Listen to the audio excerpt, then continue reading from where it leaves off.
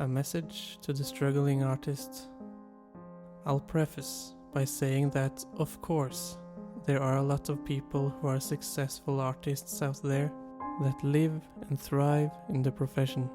Their lives are the ones we read about in articles and books, and it's their work, vision and thoughts we consume on a daily basis. The success stories are many, but behind the mesmerizing works of art and captivating performances, there lies untold stories of those who worked and worked, yet their works of art were neither seen nor heard. This video is about the silent majority of artists, the ones who struggle to be heard in this cacophony of voices that is today's internet era. It's important to better yourself as an artist if you are to succeed, but that is not what this video will take on. This video is about finding peace in spite of everything, that success in the arts might never happen to you, and how you might find peace with that possibility. I'm not saying that you should stop doing your art. My point is that you still have to live your life, even though your goals and dreams haven't come true yet.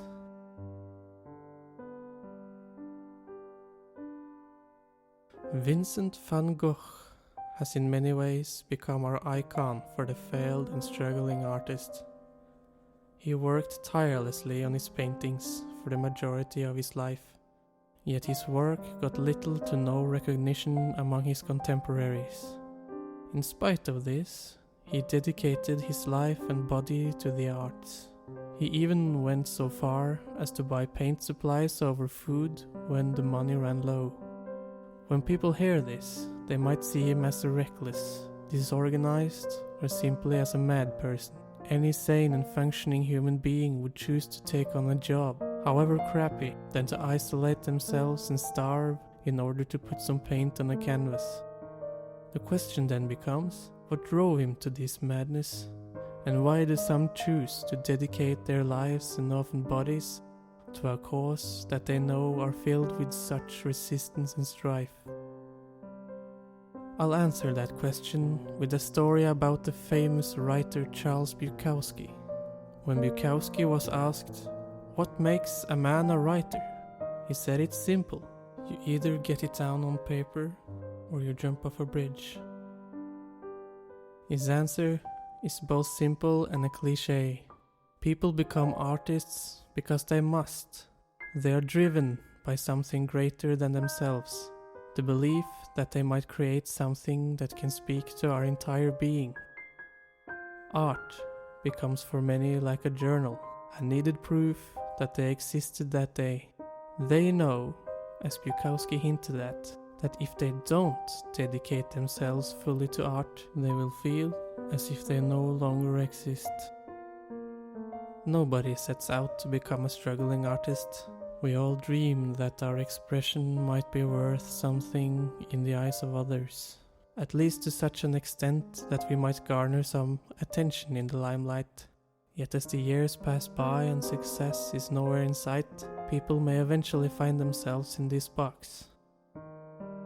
Being a struggling artist gets exponentially harder as you age. It's one thing to be in your teens and 20s, living in a dorm or in a flat with many cohabitants, and try for your dream to become a painter or a musician. You're young, and it's what you're supposed to do. You're not supposed to have everything figured out at this point, but as you age into your 30s, 40s and 50s, that experimental phase is expected to have become some sort of a frame, and other priorities present themselves. Do you want a car? A house? A family? Maybe you've grown tired of being 50 and living with a bunch of 20-year-olds. How long can art be an expense in your life? This expectation of adult responsibilities is not just imposed upon us by society, but also by our internal clock, an urge to settle and improve our social lives. To sacrifice these traditional values and goods for the sake of art is a hard choice, and it's therefore, at this point, wisely I might add, that a lot of people choose to shed or suppress that artistic part of themselves for a more traditional life, To do this, they must let go of their dream and settle for the fact that for them, art may at best be a hobby. Others, like Van Gogh and Bukowski, continue on, hell-bent on seeing this train to the end. One of my professors at the conservatory was famous for saying, "The worse you are at composing, the better of an entrepreneur you have to be to make it, and vice versa." He had identified one of the main problems artists have, that they live in the clouds, they do not repeat, they fly and forget, they animate, and in repetition they die.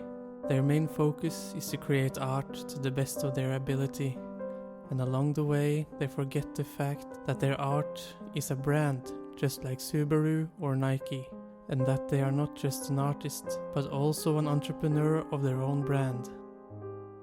There are surely thousands of composers, painters, graphic designers, photographers, and you name it, that can make art at the highest echelon of their profession. Yet no one is there to see or hear their works, because they haven't and may never master the challenge of being an entrepreneur. In this next bit, I'll talk a little about my situation and how I deal with this problem. I have a master's degree in composition and have during my life only done a few paid projects, meaning that I have a normal 9-to-5 job along with my artistic career. Many would consider this a failure, considering I've dedicated my entire life and education into my career as a composer. So how do I go on? Why do I keep going?